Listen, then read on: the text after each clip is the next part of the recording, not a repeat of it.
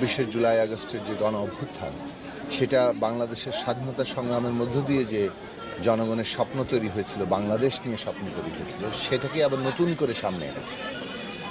প্রত্যেক নাগরিকের জন্য যে সুযোগের সমতা, মানবিক মর্যাদা, সামাজিক ন্যায় বিচার প্রতিষ্ঠার অঙ্গীকার ছিল এই রাষ্ট্রে, ৫৪ বছরে তো সেটা প্রতিষ্ঠিত হয়নি। জুলাই আগস্ট আবার বৈষম্যহীন বাংলাদেশের স্বপ্নকে সামনে এনে ৭১ সালকেই নতুন করে আমাদের সামনে হাজির করেছে। মানুষ যেভাবে আত্মত্যাগ করেছে এই জুলাই আগস্টে, যেভাবে শহীদ হয়েছে, আহত হয়েছে, এই মধ্য দিয়ে আরেকটা সুযোগ বাংলাদেশ সামনে এসছে যে আমরা কিভাবে আমাদের রাষ্ট্র এবং আমাদের সমস্ত আয়োজনকে জনগণের পক্ষে নিয়ে আসতে পারি, জনগণের রাষ্ট্র তৈরি করতে পারি। তো সেই লড়াইটা চলছে, সেই কাজটাও চলমান।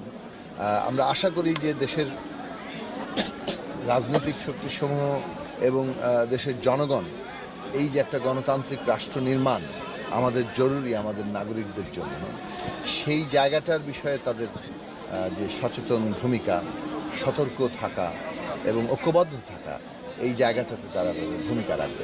সংস্কারের বিষয়টি নিয়ে খুব দুটো দিক আমরা বারবার বলছি। সেটা হচ্ছে যে সংস্কারের অনেকগুলো জায়গা আছে যেগুলো নির্বাচনের আগেই নির্বাহী আদেশে সংস্কার করা সম্ভব। আবার অনেকগুলো সংস্কারের প্রশ্ন যেগুলো মৌলিক, কাঠামোগত, সাংবিধানিক, সেগুলো আসলে নির্বাচিত প্রতিনিধিরাই করতে হবে। সেই নির্বাচিত জনপ্রতিনিধিরা ছাড়া সংবিধান পরিবর্তন করা তো আসলে কঠিন।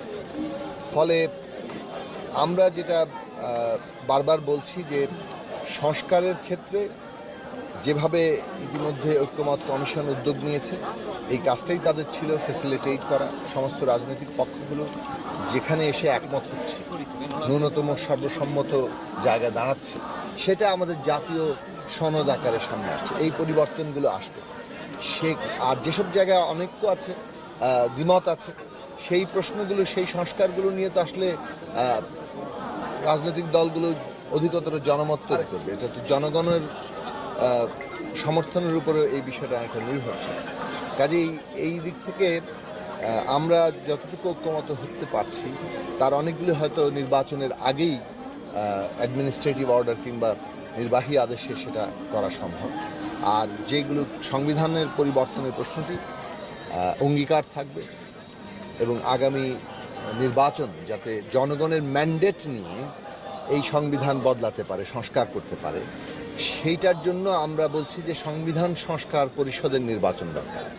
সংস্কারটাই যেহেতু আমাদের লক্ষ্য হিসেবে স্থির হয়েছে, কাজে এই আগামী সংসদটা হবে সংস্কার পরিষদ, যেখানে সংস্কারটা সম্পন্ন হবে জনগণের ম্যান্ডেট নিয়ে।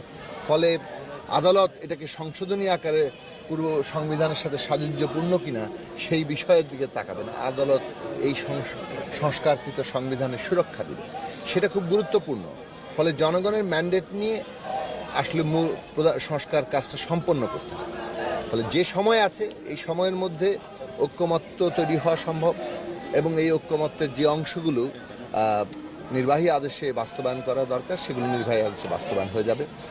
ফলে আমরা মনে করি যে যথেষ্ট সময় আছে সংস্কারের জন্য।